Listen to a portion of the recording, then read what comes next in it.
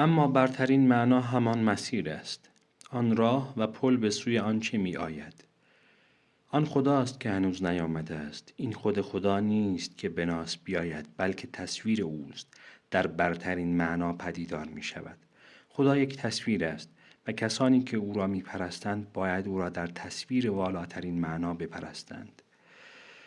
والاترین معنا نه یک معنا و نه یک مهمل است، بلکه تصویر و نیروست در یک جا. شکوه است و نیرو با هم. برترین معنا آغاز است و انتها، پلی است برای عبور و صورت عمل یافتن.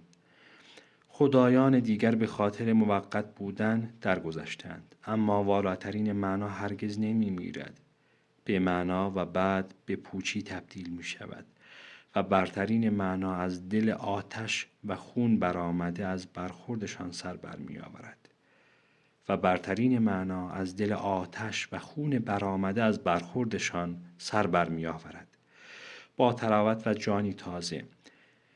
تصویر خدا نمود دارد. این والاترین معنا واقعی است و سایه افکن است، زیرا چه چیزی است که واقعی باشد و جسمانی ولی سایه نداشته باشد؟ سایه بی معناست، فاقد نیروست و هیچ موجودیت مستمر به واسطه خودش ندارد، اما بی معنا برادر لاینفک و نامیرای برترین معناست. همانند گیاهان، انسان هم رشد می کند، برخی در نور، برخی در سایه. کسان بسیار هستند که به سایه نیازمندند، نه نور. تصویر خدا سایه‌ای می‌افکند که به اندازه خودش بزرگ است. برترین معنا بزرگ است و کوچک، وسعت دارد همچون فضای آسمان پرستاره و تنگ است همچون سلول بدن زنده. روح این زمانه در درون من می‌خواست بزرگی و وسعت برترین معنا را به رسمیت بشناسد، اما نه خردی و کوچکی آن را.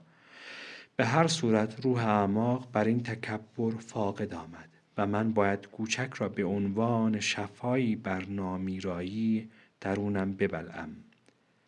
امعا و احشای درون من را سوزانده، چون نه افتخارآمیز است نه قهرمانانه، حتی مضحک است و عصیانگر، اما انبرک‌های روح اعماق مرا نگه داشتند و باید تلخترین داروها را بیاشامم. روح این زمانه وسوسه این فکر را در من انداخت که همه این به سایه دار بودن خدا تصویر تعلق دارد. این فریبی ویرانگر است، چون سایه بی معناست، اما کوچک، تنگ و پیش با افتاده بی معنا نیست، بلکه یکی از دو ذات الوهیت است. در برابر به رسمیت شناختن تعلقات روزمره به تصویر الوهیت ایستادگی کردم.